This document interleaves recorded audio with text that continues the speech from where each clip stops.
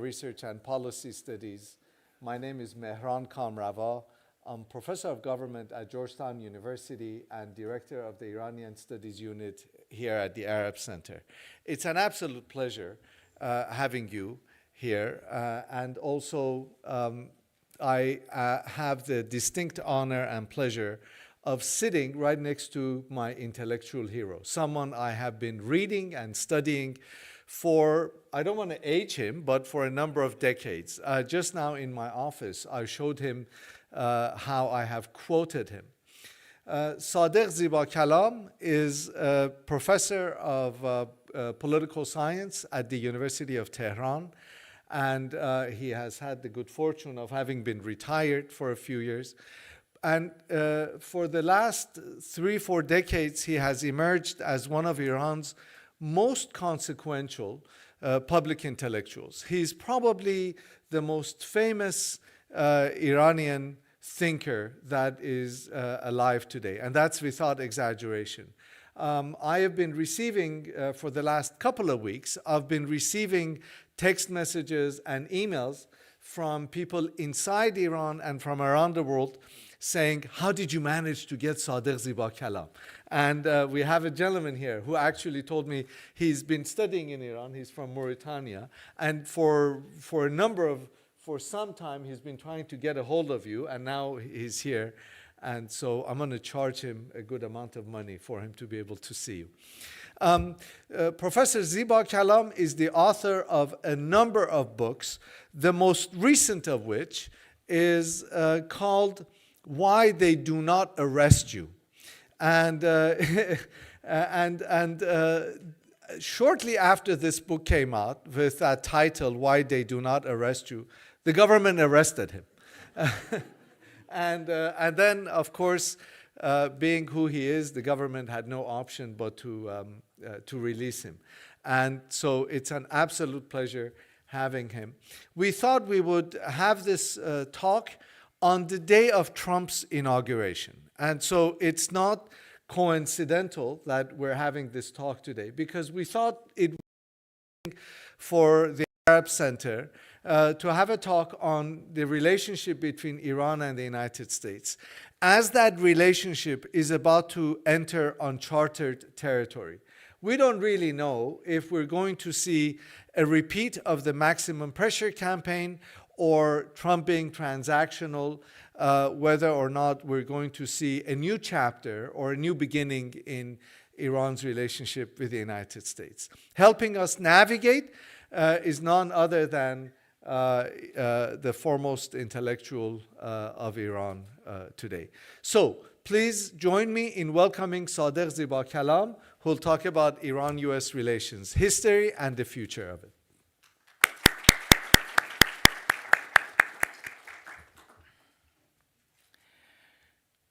Bismillah ar-Rahman ar-Rahim. I am one of the few old Iranians from the revolutionary era of Iran who still says Bismillah ar-Rahman ar-Rahim when he speaks, because the vast majority of Iranians, particularly the younger generation, hate anything that speaks of Islam, Bismillah, and the rest of it, unfortunately.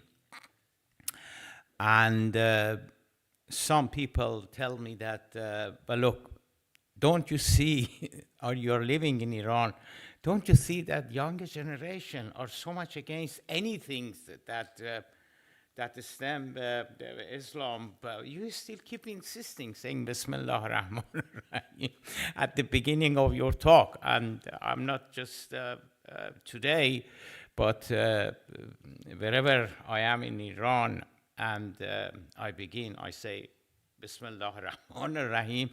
And right at the beginning, many people start to, I don't know, not to like it, to say the least. Iran is going through a a remarkable era.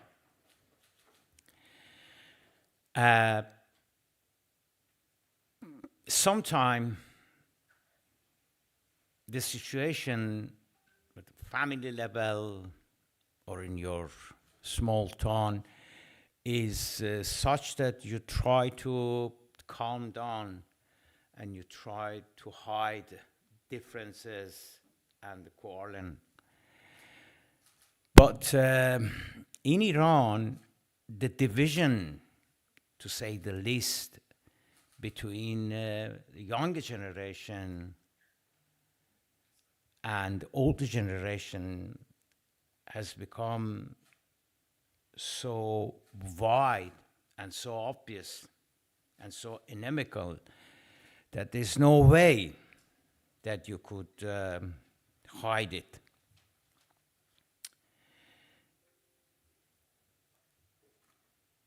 I had originally decided when we talked about the nature of my talk today with Professor Kamran that I will talk about 40 minutes or so about the history of Iran and United States relation since the Islamic Revolution. But I decided to make my speech not so long and leave more time for questions and discussions that many of you, not being Iranian, might have about Iran. Let me begin by saying that I really don't know what President Trump is going to do with Iran. We know that he was determined to end the conflict between Palestinian and Israel, and it appears that he has taken the first step. He is determined to end Ukraine conflict. Most likely, I think he would succeed. But to be honest with you, I don't know how he is going to tackle the problem called the Islamic Republic of Iran. Because anti-Americanism, death to America, is the soul of the Islamic Republic of Iran.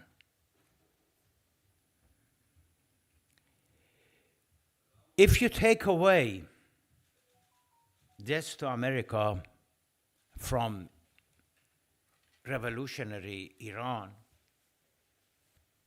one wonders what is left to be discussed. What are we going to talk about if we are not going to talk about death to America? That's point number one. What I'm trying to say is that if there is one day in the Islamic Republic of Iran, if one day we do not hear anymore death to America, and when the Iranian Supreme Leader Ayatollah Khamenei speaks, whatever the issue is, he refers to the heroic Iranian struggle against the United States.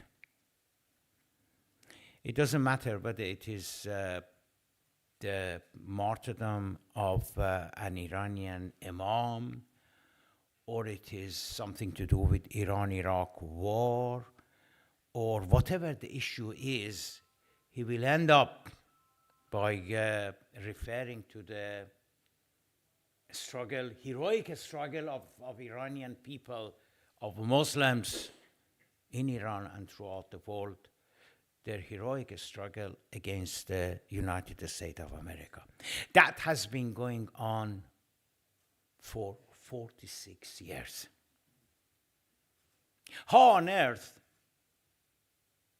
we could imagine an Iran whose supreme leader would not mention death to America?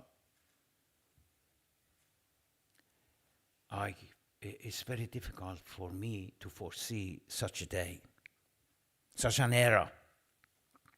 That's point number one. Point number two is the younger Iranian generation, what I call after the Islamic Republic, after the Islamic Revolution generations. Because in contrast to Iranian revolutionary leaders, they no longer support the idea of a struggle against the United States. You'd be surprised to know that a couple of days after the Islamic Revolution in February 1979, late Yasser Arafat came to Iran. I think it was 2 weeks or 3 weeks after the Islamic Revolution. And because I saw it with my own eyes,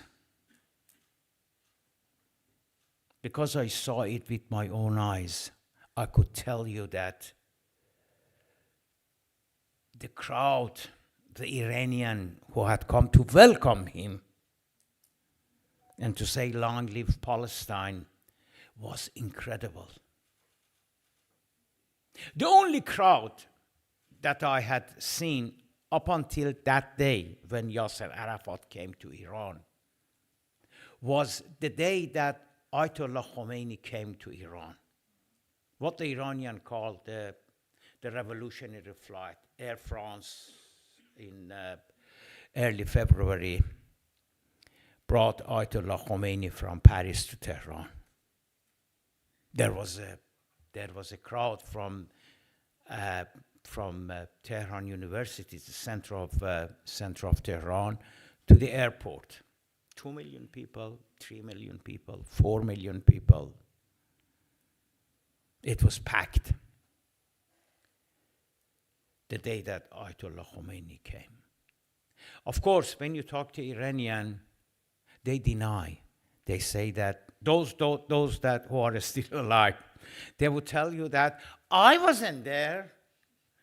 We were not there. And I wonder, who were those millions of people who had come to welcome Ayatollah Khomeini?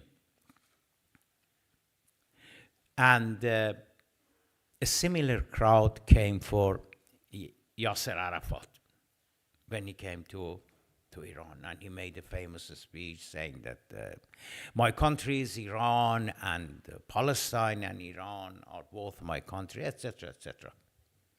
And then he left. You won't believe it that in that country, after 46 years, if Yasser Arafat would ever return back to Iran nowadays, not only no one would welcome him, but everyone would swear at him.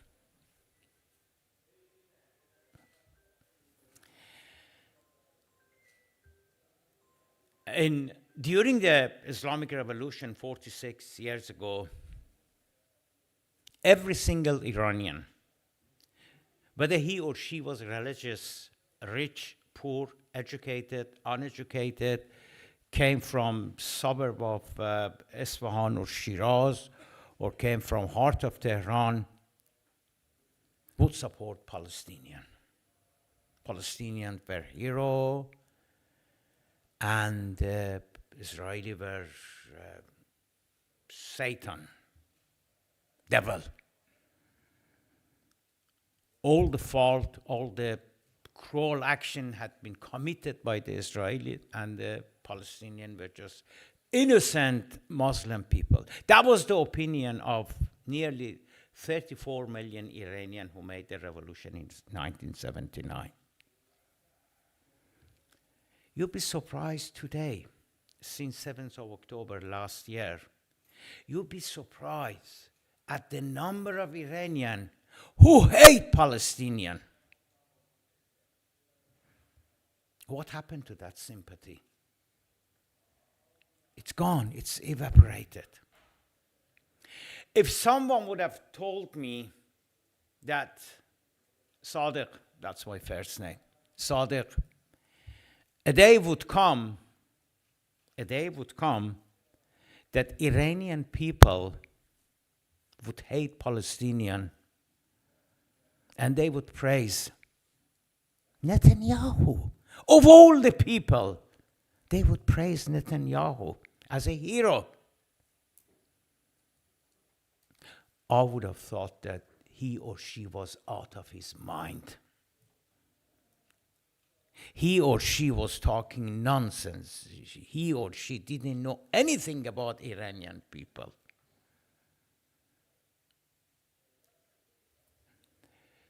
But I saw it with my own eyes during the past 15 months.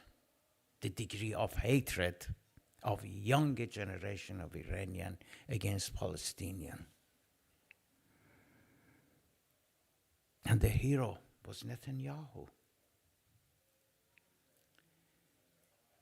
You'll be surprised that if someone didn't know that this country is Iran, 2 months ago, 3 months ago, at the peak of the election in the United States, he would have thought that this is not another country different from United States. I am in somewhere part of United States. Because everyone is talking about the US election. Everyone is talking about US election.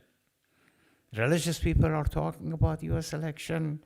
Intellectual people are talking about, students are talking about. Everyone is talking about US election.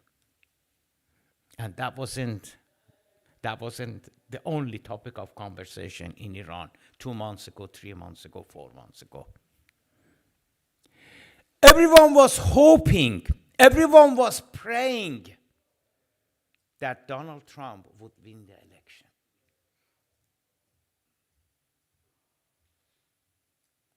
Again, if that old woman, that gypsy old woman, had told me that, look, one day, Iranian people would dream about the victory of someone called Donald Trump, who is anti-woman, who is anti-Arab, who is anti-immigrant, who is anti-black, who is anti-this, who is anti-that. I would have thought that, oh, you don't know Iranian people. No, you're wrong. And I saw it with my own eyes what happened during the past 15 months.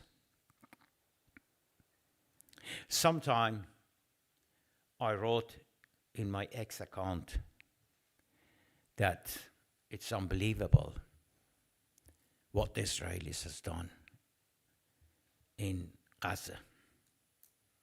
And you'll be surprised at the number of comments who swear at me. Many of them wrote that, Professor Ziva Kalam, I was your student 10 years ago, 15 years ago. I was proud of you. But Professor Ziva Kalam, since you have supported Palestinian in that tweet, I am ashamed of you. I am ashamed of you. Now, this is the new Iran.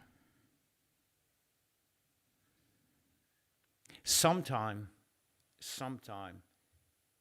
I get frightened. Not of Iranian security people who would throw me again in Evin prison because I was very, very much afraid of being thrown into Evin prison. They have told me several times that be careful, be careful, be careful. And eventually they throw me into Evin prison in last June. It wasn't very horrible. Of course, I don't like prison. I think many people don't like prison. But it wasn't horrible, Evin prison. I was in Evin prison for about 3 months, and they let me out because of medical reasons. I'm suffering from a disease. And they let me out, and they told me that, please don't think that because of your illness that we had let you out, you can do anything that you like, you can say anything that no, we will. I'm afraid of them. But you don't believe me. More than the security people, more than the Revolutionary Guard, more than the people of Minister of Intelligence, I'm afraid of younger generation, of younger Iranian generation.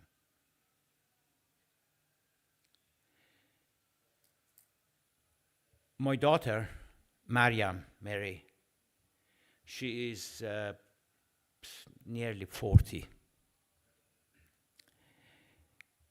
When she used to go to school, high school, sometimes she asked me that, Dad, I've known that you were a revolutionary and you made a struggle to topple the Shah, to overthrow the Shah and bring Ayatollah Khomeini to power. Dad, what you and your generation were thinking at that time? Now, what would I tell my own daughter that what we were doing? Nowadays, Maryam, she doesn't ask me that, what were you thinking 46 years ago? Do you know what she asked me? She asked me that, Dad, did you have any thought? Did you have any intelligence? Did you have any thinking? Did you have any imagination? Who overthrew the Shah and brought the Islamic Republic, that evil for us? What am I supposed to tell her, my own daughter? And most of my books, most of my writings during the past 46 years has been about the Islamic Revolution. Why it came about, what was wrong with the Shah's regime, why the Iranian people did not want him, etc., etc. More than being worried about Trump and what Trump is going to do with Iran, I am worried about the situation in Iran. The sharp contradiction, the sharp conflict between younger Iranian generation, and their love of literally anything which is anti-Islamic Republic regime. Why do you think they love Netanyahu? Do you think they know anything about Netanyahu and the Likud party and the Hamas? No. They hate Palestinian because the Islamic leaders, they support Palestinian. They hate Hezbollah. You don't believe it, but they spread cookies, shirini, sweet, when Hassan Nasrallah was killed. It has reached to this point that when the news came out that Hassan Nasrallah, the Hezbollah leader, has been killed, has been assassinated, they spread sweets This is a tradition in Iran that when something good happens, you give sweet. There was on the news that some people had been arrested, including one confectionery shop in Qom, city of Qom, because that shop had sold too many sweets. Now we can imagine why people were buying sweets. Why? If you ask Iranian people, the younger generation Iranian, that tell me something about Hassan Nasrallah, tell me something about Hamas, tell me something about Yahya Sinwar, they wouldn't be able to tell you anything. If you ask them, write one sentence, write 2 sentences about Hamas. When it has been created, has Hamas always been there? They are not able to write 1 sentence. Then you put the paper aside and you ask them that, my son, my daughter, why do you hate them? You don't know anything about them. And I can tell you, why did they hate Hassan Nasrallah? Why did they hate Hamas? Why did they hate? Simply because Islamic Republic is against them. That is the situation. If you ask Iranian people that, why are you so happy? Why are you so excited that Trump has been elected? What do you know about Trump? Nothing again. So why are you so happy? What is it to you in Iran that Trump has become president? Because Trump has said that I know how to tackle the Islamic Republic. That's enough. That's enough. Why do you love Netanyahu? Because he has said, I would teach these mullahs in Tehran a lesson. And that's enough for the younger generation. Now, we are confronting a younger generation. We are confronting millions of Iranian students that 30 years ago, 40 years ago, when there was the anniversary of US Embassy occupation after the Islamic Revolution, 8 months after the Islamic Revolution, there was a huge crowd. Hundreds and thousands of Iranian students would rally in front of the US Embassy, shouting, "Death to America." And now,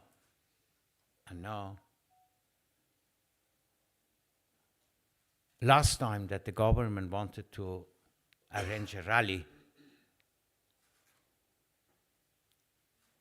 they asked school children that come to the rally and instead you won't take part in your exam. We would close the school and you don't have to take part in the in the nightmare of having to take part in the exam. We have reached that situation. The only possibility that I'm not so sure about it is that if there is a real conflict, if there is a real confrontation between Trump and the Islamic Republic,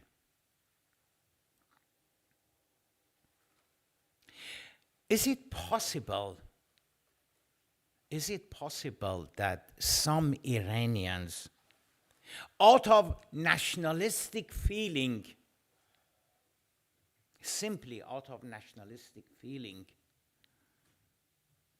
would rally behind the Islamic Republic, the Islamic leaders? This is the only possibility that might happen. Otherwise, I'm not so sure that if Trump seriously decides to go against the Islamic Republic, the younger generation would say, oh, no, you don't have, we don't allow you, because of their animosity, because of the hatred of the Islamic regime. Now, we are only left with one probability, and that is the success of the new Iranian president, Mr. Pezeshkian, who was elected about 5 months ago. Many people doubt that he would be able to do anything. Some even have begun to say that we regret that we voted for him. Some swear at me and write comment against me that you fooled us again, Professor Ziwa Kalam.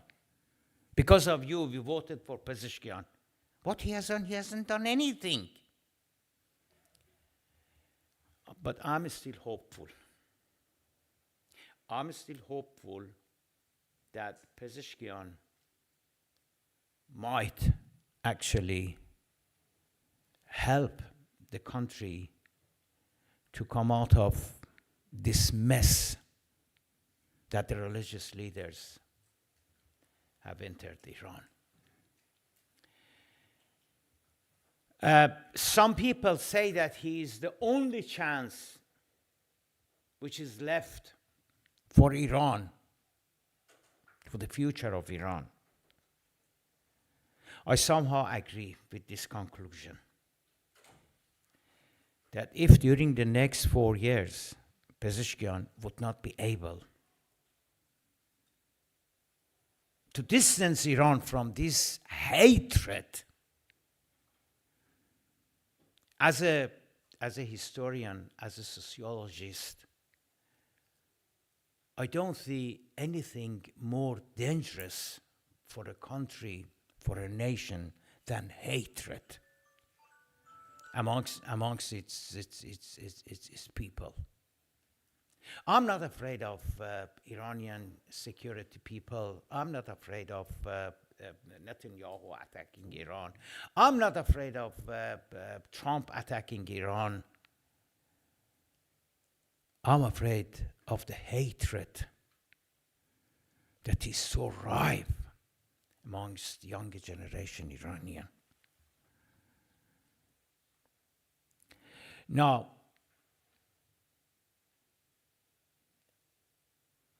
is it possible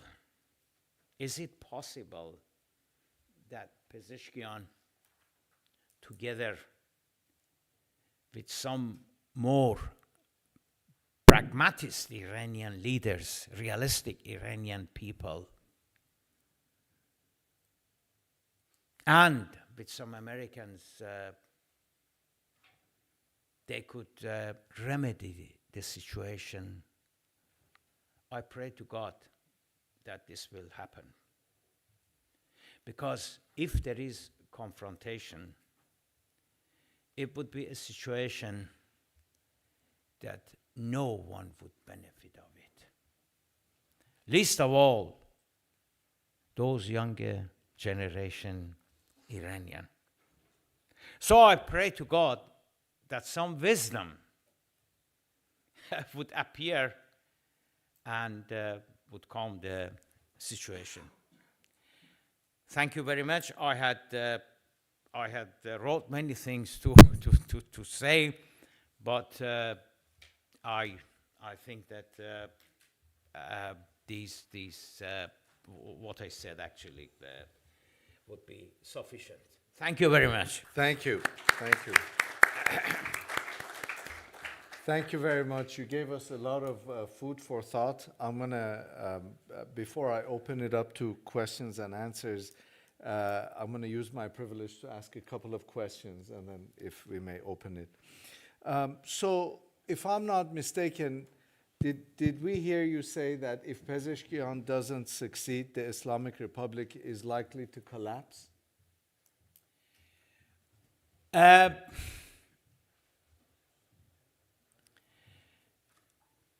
Only God, in my honest and sincere opinion, only God can answer this question, that if Pezeshkian doesn't succeed, would the Islamic Republic fall down or not? But the only solution, the only road to safety out of the mess that Iran is in it at the moment is Pezeshkian.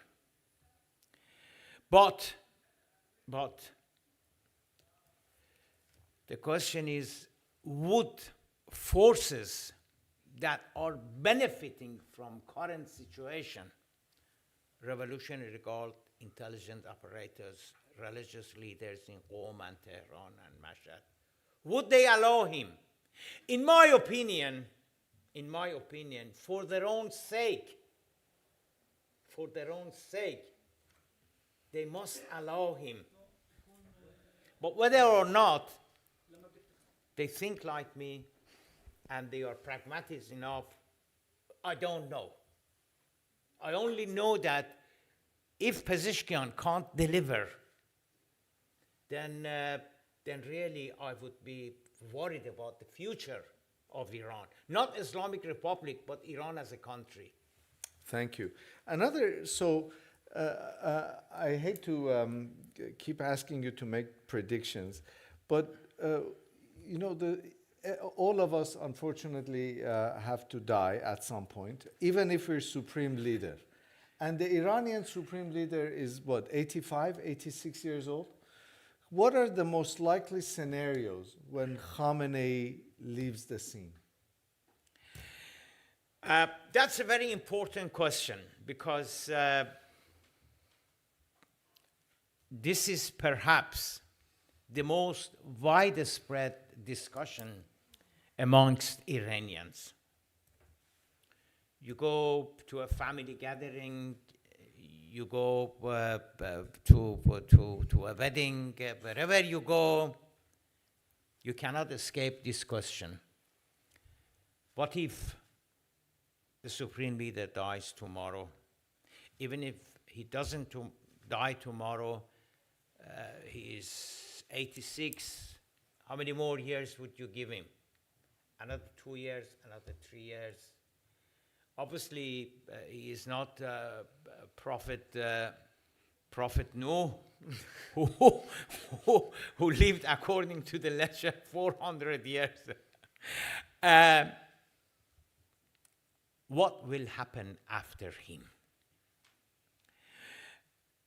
It's as I said, it's the most common question that Iranians ask themselves. Now, the most likely reply, the most widespread reply, is his son, Mojtaba Khamenei. He has been studying religious studies. Some even called him a mujtahid. That is the highest ranking Shiite status in Qom. And some say that he is the new Iranian leader. However, there are a couple of very pertinent questions that if he is the new leader, then these three questions come. Why doesn't he take part in any public appearance? For example, delivering the supreme leader's letter or whatever it is to someone who is important. For example, 3 days ago, 4 days ago, Mr. Pezeshkian went to Russia. For example, why Mujtaba does not accompany the new president, and we hear in the news that he has delivered a special message from the Iranian supreme leader to the to the Russian leader, Mr. Putin. We haven't seen any act like this, that we would say that he is beginning to enter the role of a supreme leader. We haven't seen anything at all of that nature. That's the first question. That if he is the leader, why we don't see any signs that he's moving towards that status. The second issue is that his father, Ayatollah Khamenei, has publicly opposed his election, his nomination, his whatever you call it. Some say it is politics. Some say, oh, it is just in Farsi we say ta'aruf, compliment. Please come and have dinner with us, but you don't want him. You want him to go as soon as possible. Iranians are famous for this behavior. Some say that no, he's not serious, and he's just saying it that the people do not say that, oh, well, this Islamic system, after all, is nothing just like a monarchy. The ruler's son becomes his successor. What's the difference between that and the monarchy? Some say that we shouldn't take seriously the supreme leader's opposition to Mujtaba. Now, is Ayatollah Khamenei serious about opposing Mujtaba's being supreme leader, or is he making ta'aruf? We don't know. At least I don't know. But leaving all this issue aside, there is the most fundamental question which concerns the Revolutionary Guard. The Revolutionary Guard is literally running the Islamic Republic.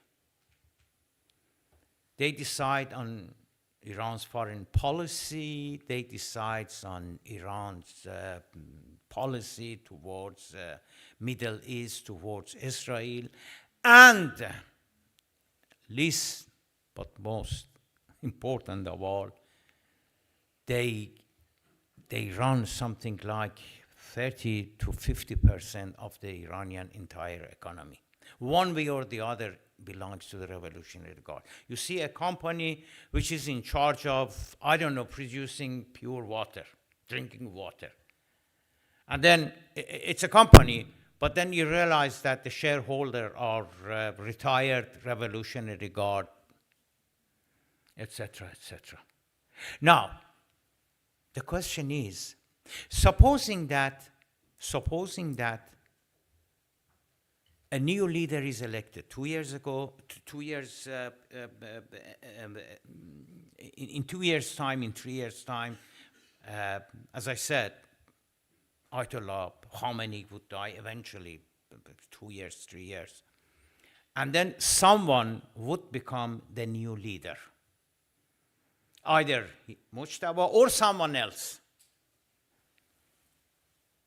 Now the question is, that person, whoever he is, what is he going to do with the Revolutionary Guard? Because there would be a week ceremony, 10-day ceremony, and when it is all over, the beginning of the normal era, do you think that the Revolutionary Guard leaders would go to him and tell him that, Ajaga, Your Excellency, we are very happy that you are the new leader. This is our telephone number, and we are going back to the barrack. We are going back to the army. We are going back to our military, I don't know, sections. Sir, whenever you need us, you call us, and we would be at your service. Will this happen? Oh, no, not. For 40 years, Revolutionary Guard has been gradually capturing every bits and every nook and everything that is to do with power, politics, foreign policy, economy, intelligence apparatus. They are at the hand of the hand of the Revolutionary Guard. So what would the Revolutionary Guard do? And say that, oh well, from tomorrow, Professor Cameron is the new leader. We would work with you. We would cooperate with you. We are at your service. We are going back to the barrack, and this is our phone number. Please call us when you need us. No. We would tell him that, but look, we respect you, but remember who you are and who we are. In Farsi, in Persian proverb, there is a political saying that says that he or she is like the Queen of England. Just the statutory and official status, but Prince Charles he's not doing anything. Prince Charles is not hasn't any power, and his mother didn't have any either. She's a parliament, prime minister, etc. So they have the power. Revolutionary Guard has got all the power, and in my opinion, the new Iranian supreme leader, whoever he is, Moshtaba or someone else, would become like English monarch, just official and respectable. And that is the beginning of the Velayat Faqih, in my opinion. This is the beginning of the disintegration, the end of the Velayat Faqih, because I really don't see any possibility that the Revolutionary Guard would say, goodbye, and we are going back to the barrack, and if you need us. No. It won't happen. It hasn't happened in Iran. It hasn't happened in no other country that the people who have the real power, they say that, oh, well, for the good of the nation, for the good of the people, for the good of the country, we are going back to the barrack, we are going back to our country or whatever, and leave all the power to you. No, they will fight for every inch of that they have captured, that they have obtained during past 40 years. They won't simply say that you're the new supreme leader and we would go away. That is the heart of the conflict that sooner or later would happen in Iran. Thank you. I got excited when you declared me the supreme leader. Then I got depressed when you said I'm unlikely to have any power. We have some questions. I'll take some questions from the audience, but if I could ask that the questions be kept brief and also so we can get to everybody, the responses. We'll start with Professor Farehat up front here.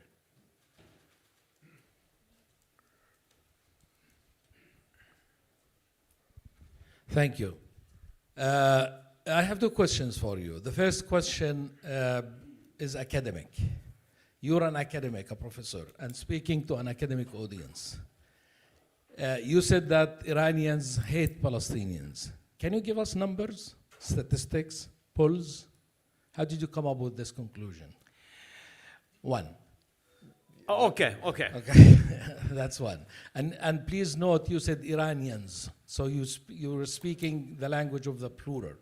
Right? Iranians hate Palestinians. So we would appreciate some numbers, statistics, polls, so we can take this as an academic information. That's one. Second question is about your values. You're a freedom fighter against regime dictatorship, regime despotism, which I have no problem with that. I respect that. Now, how do you reconcile that you're a fighter, a freedom fighter against dictatorships, and that you recognize the state of Israel in 2014? You seem to be a fan of Netanyahu. How do you reconcile your fight for freedom and being a fan with a war criminal that's wanted by the International Court? Thank you.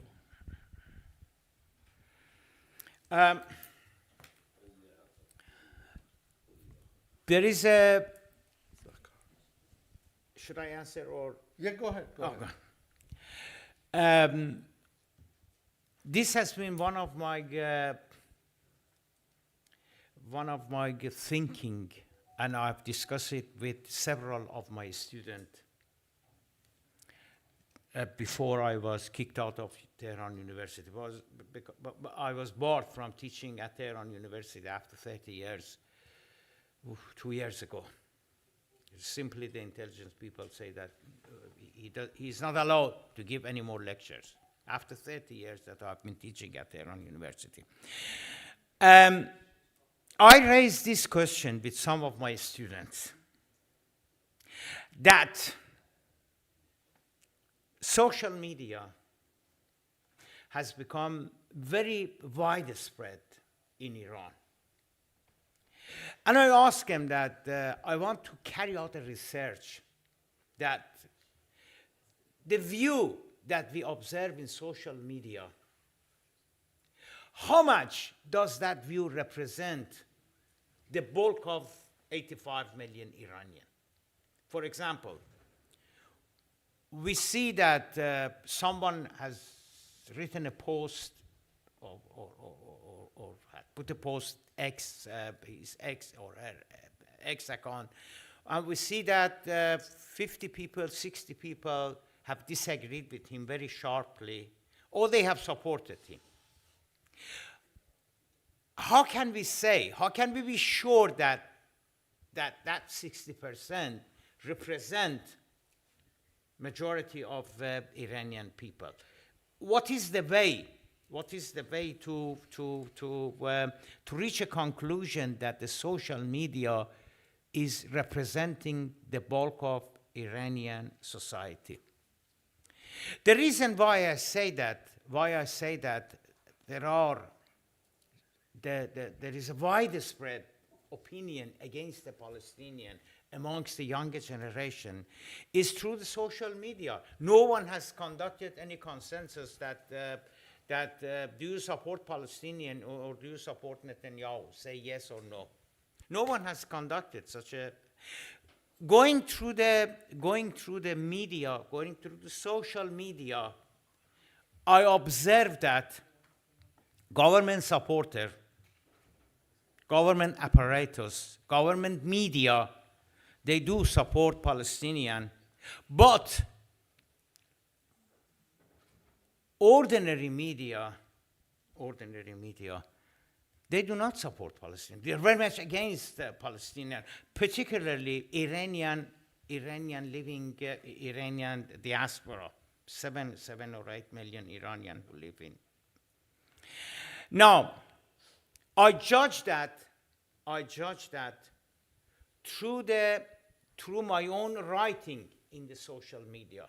For example, whenever that I have put a post supporting Palestinian and criticizing Netanyahu, there have been dozens and dozens of comments condemning me. Now, the second question, I'm very surprised that you say that I do support Netanyahu. No, I don't. If I said the younger generation, one of their hatred against me, if you ask them, one of their hatred is that he says, Bismillah ar-Rahman ar-Rahim, when he speaks, so he's a supporter of Islamic revolution. The second is that he's still supporting Palestinian. Believe it or not, this is my this is my crime, that I still support Palestinian. I still support Palestinian. But you recognized this in 2004. Yes, I do recognize a state of Israel because in that respect, both the Islamic regime is against me because the Islamic regime says that, how dare you when you say that I do recognize the state of Israel. The younger generation hate me because I do support Palestinian. I recognize a state, I recognize the partition which took place in 1947, 76 years ago, which divided Palestine into a Jewish country, a Jewish state, which is called Israel, and Arab state, which was supposed to be called Palestine. And the history began from that day, because we all know that the Palestinians rejected the first war actually happened. The British hadn't left Palestine, which the war started between Arabs and Israel, because the Arabs did not recognize that partition. I support two-state solution. And two-state solution is condemned in Iran, believe it or not, by the Islamic Republic. Why? Because the Islamic Republic, Raj Jamal Abdel Nasser, says that the Jews must be thrown into the sea. Israel, the Iranian leaders time and again say that the state of Israel must be destroyed. And one of the reasons why I was taken to prison was this famous question, that who has given the duty to destroy a state of Israel to the Islamic Republic of Iran? Who has said that Islamic Republic of Iran, Iranian leaders, Ayatollah Khamenei, you have the duty to destroy the state of Israel? The Iranian people have said, the Arabs have said, Palestinians have said, United Nations has said, the Conference of Islamic State has said, the Arab Union has said. Who has told you, Islamic Republic, that you must destroy the state of Israel? In other words, both the younger generation hate me because of that, and the Islamic regime hates me because I believe in two-state solution. Okay. Thank No, you. no. Yeah, we have a lot of questions. You have the mic, sir. Yeah. Go ahead. And then after that, Professor Zakara will, I have a lady here, and then we'll get in the back, and then we'll come here. If I could ask you to keep your comments. I will. know I will. That question deserves Because you a are the more supreme fuller leader, we answer. would obey. Whatever Thank you say, we would put Yes, on the our- Revolutionary Guards are telling me to come down on you. Go ahead. Go Omar ahead. Al Mughrabi, Arab Center for Research and Policy Studies. I'm here. Since Professor Mehrava asked you for predictions, I feel the urge to ask you for another prediction. So, given the Iranian government's extreme interventions in the region, on one hand, which is something you have been outspokenly critical of, and the growing sentiment among large groups of Iranians against Arabs and Palestinians on a societal level, how do you see the future of the relation between Arabs and Iranians? Unfortunately, the feeling, I don't say the situation, the relation, I say the feeling amongst Iranians and Arabs has not been very good. Professor doesn't believe that, but I am one of the few Iranians who doesn't hate Arab, because 1,400 years ago they defeated us. Many Iranians talk about the defeat that was 14 centuries ago, and they still haven't forgotten. They still haven't forgiven Arabs for defeating them. And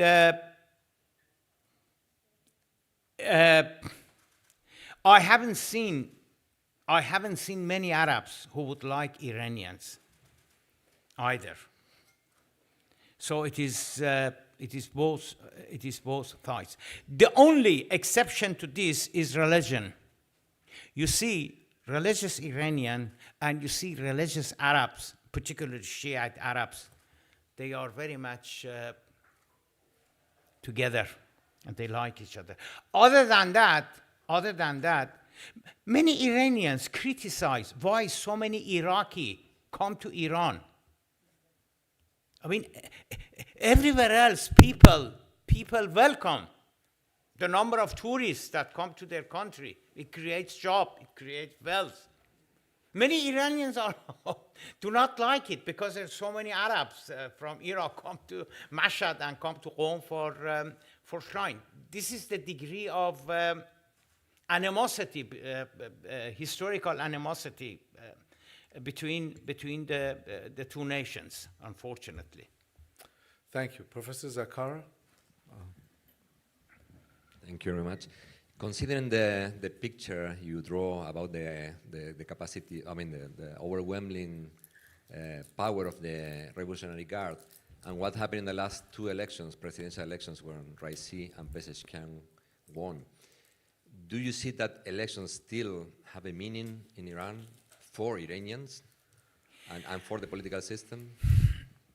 Professor Zakar, if you ask this question in Iran, 80% of Iranians would reply you that no, election doesn't have any meaning.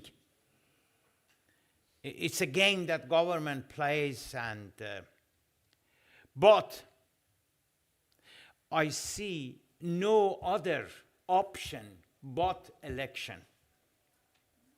This is where I start disagreement with many Iranian opposition, because they no longer believe in any election, Pezeshkian, reformists, etc., etc. They only have one slogan: overthrow of the Islamic regime. I don't believe in overthrowing the Islamic regime because it doesn't help anything. If anything, it makes the political situation in Iran worse. And this is a huge debate which is going on in Iran. That what is the solution? Overthrow of the Islamic Republic, or try to reform it, try to change it. I believe in the second, to change it, to reform it, because the animosity, Professor, that I see amongst religious Iranian, irreligious Iranian, those who hate Islam, those who are ready to die for Islam, there is so much contradiction, there is so much division amongst Iranian. And if the central government falls tomorrow, there would be a very horrible political and social situation in Iran. Of course, the opposition tell me that you are wrong. You are trying to defend the Islamic Republic. That's why you are frightening us of the scenario overthrow of the regime. But I am really afraid of that scenario. Thank you. I should say that this last election went to 2 rounds, and I think you didn't vote in the first round. You endorsed Pezeshkian in the second round, and when you came out endorsing him, which was shortly after you were imprisoned, that I think really had a lot of effect. At least I was swayed by your... The first round of the election, I was in prison. But as I said, because of my health situation, they let me out. And no sooner that I came out of Evin prison, I started supporting and begging people that take part in the election and vote for Pezeshkian. So I voted for Pezeshkian. You can blame him. The lady here. Thank you. Hello, thank you, Professor, for the interesting lecture. My name is Ulfat Hamad from DI.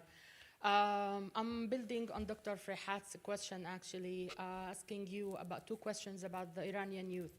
Why do you think Iranian youth are different than the whole world? Because we have seen the steep shift of the public opinion, especially among youth, 18 to 60 years old, towards the support of the Palestinian cause against the genocide of Israel in Gaza over the past 15 months. Why do you think Iranian youth are different from the whole world?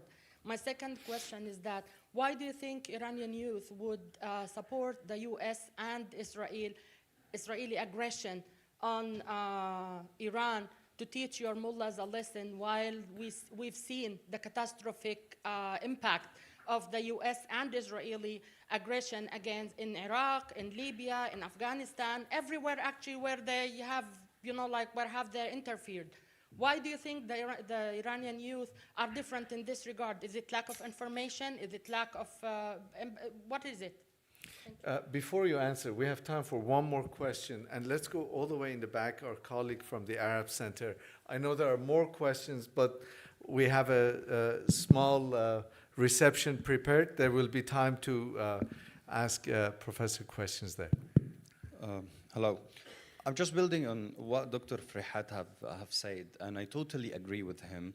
But since I'm talking from a young generation view, okay, my generation in Iran, I heard a lot of generalizations about the young generation in Iran. Since they are supporting, you say that they are supporting Israel and they're supporting Netanyahu and they support everything. They are against the Islamic Republic of Iran and what so on. So how do you explain other things? And you build your views on something that I cannot touch. Just like there's no public opinion index saying that. There's no polls. There's no elections are saying something like vice versa. But how do you explain such phenomenon like Ismail Haniya's funeral in Tehran? We have seen millions of people are in the rally of his funeral. However, this is, a lack of security of made his assassination possible in Tehran and what so on. And the other thing, you've said that the Iranians, they hate the Arab. However, and you said also the Arab hate the Iranians, and this is from my own perspective, not totally right by any possibility. For example, in October the 1st, when Tehran or when Iran launched some ballistic missiles against Israel, you could, since you also used the X and the social media as an indicator, you can use the same indicator to know how the Arabs were in a cheer for the Iranian missiles against Israel. And since also we feel handicapped of the Arab armies against Israel and what so on. So, sir, yani, listen just for one more minute that these rumors of people accusing the Iranian opposition that they are backed by the United States and they are backed by the West, you are making it right here. You are making us as Arabs, think that they might be possible by saying that you recognize Israel, you have nothing but you have no problem with generalizing over the young generation in Tehran and so on. Thanks. Thank you. If you could give quick answer, your answers are the only thing standing between us and food. There is someone right at the very back. And yes, the gentleman, he's had his hand up. Let's just take one quick question. I know, I'm so sorry, we can't get to all of them, but you can grill him as you have some grilled shish tavuk. Dr. Kamrav, I will ask in Arabic if you have a... Absolutely. Go ahead. Yeah. اوكي. بداية شكرا جزيلا على المداخلة، طبعا كانت مملوءة بكثير من العواطف. First of all, thank you very much for your talk. It was full of emotions, fears for Iran, for the young generation, the cohesion in Iranian society. These are usual fears. We feel the same in the Arab countries. The NGOs always express such opinions. But what is striking, so far as I'm concerned, when it comes to analyzing the younger generation, there are tools that older generations and compare them to young generations, that we expect certain patterns of political positions or analyses between the two generations, but we do not take into consideration why.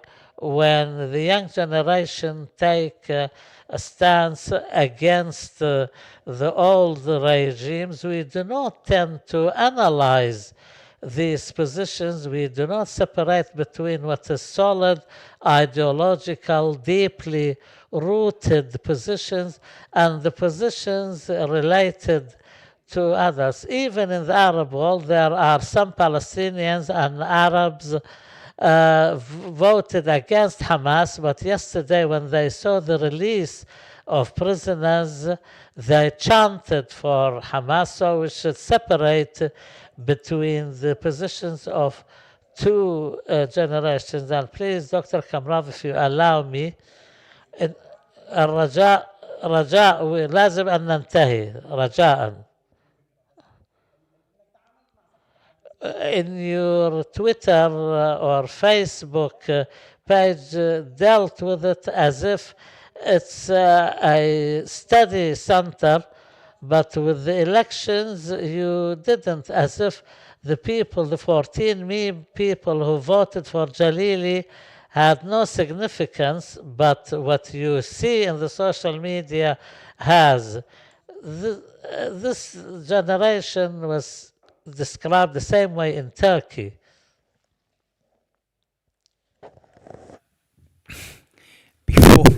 Before I answer, I think what happened with our third audience question, something happened that only a unity and cooperation between Arab and Iranian can produce such a result. What I was listening was not the translation, but actually the Arabic of what the gentleman was saying. And as I said, only a unity between Iranian and Arab can produce such a fantastic result. And I only heard what he said in Arabic. It wasn't. It wasn't. There was the wrong channel. Hello. As I said, only Iranian and Arabs can produce such a wonderful cooperation. Now, let me begin by replying to the lady who put the question of the behavior of Iranian youth, that why do you behave like this?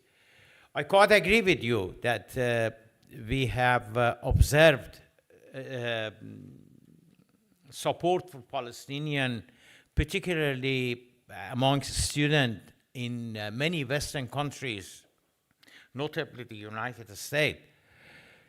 And it is a very, very painful question that why we don't see such a move in Iran.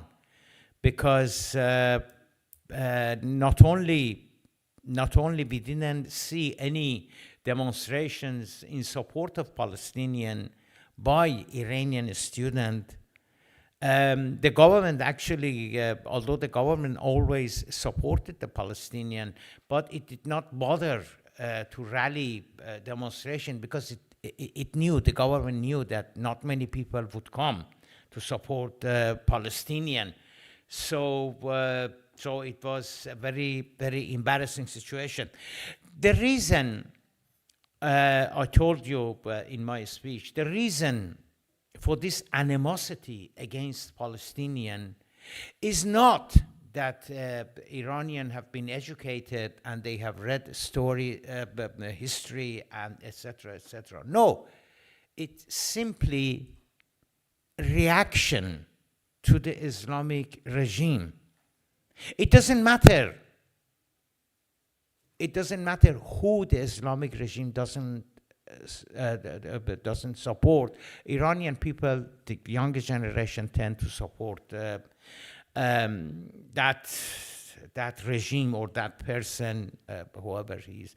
So really, we mustn't be confused and think that, oh, it's a very complex development, that Iranian youth and Iranian younger generation, they do not support Palestinian just like everywhere else. No, it is out of animosity and out of dislike of the Islamic regime. If the Islamic regime says that Hassan Nasrallah is bad, the younger generation would support him.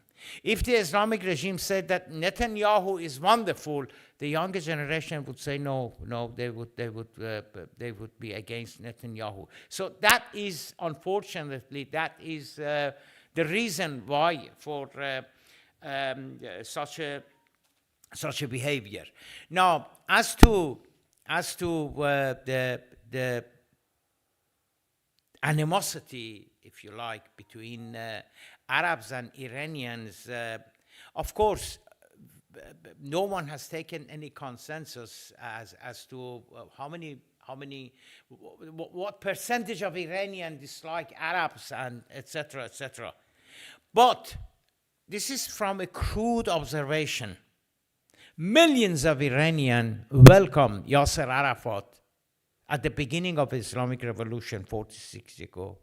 And if Yasser Arafat or any other Palestinian leaders would go to Tehran today, the government with difficulty must arrange people to come and support him, to come and welcome him, and arrange what we call governmental crowd. Now, you could make a very philosophical and ethical question. Was the 46-year-old support for Yasser Arafat a valid support? Was it a meaningful support? And today's support for Netanyahu, what about that? I think both of them did not stem from understanding the history and understanding the issue. Both of them stemmed from feeling. They were against the Shah.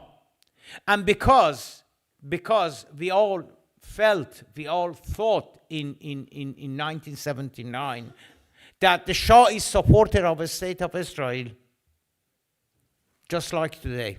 So we were against Israelis. Today, we think that or the young generation Iranian think that the Islamic Republic is against Netanyahu. They tend to support Netanyahu. I think neither of them has any valid, in my opinion, because they are not stemmed from reality. Of course, even today, there are some Iranians who still support Palestinian. When I write something in favor of Palestinian in my X account and criticize what Israelis have done in Gaza, of course, as I said, there are many people who condemned me. And they called me a supporter of the Islamic regime, etc., etc. But there are some who support me, and they say that thank for God that there are some people, there are some intellectuals, there are some writers who still believe in humanity and believe in justice. So there are these comments, such comments as well. Thank you, Professor. Really appreciate it. Please join me in thanking Sadiq Ziba Kalam for a very thoughtful presentation. Thank you very much. Thank you. Thank you. We have a small reception prepared right next door. Please join us for that. And my apologies to those who didn't get to ask questions. You can join us there. Thank you.